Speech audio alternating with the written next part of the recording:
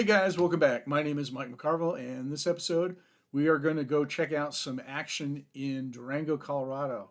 We're going to see some of their new diesels pulling uh, uh, passenger trains into the yard and then moving them around, steam engines, moving them around. And if you haven't already seen it, a couple of Galloping Goose rides on the previous video. Check that one out. McCarvillestudios.com is our website. And we also have a channel. I'll put all the links down below. If you're interested in supporting the channel, please feel free to do so. Subscribe, join the channel. Better yet, go ahead and go to McCarvillestudios.com, pick yourself up a Craftsman kit, and join in our little experience of creating Craftsman kits for the community. So let's go ahead and check it out, and we will wrap it up when we're done.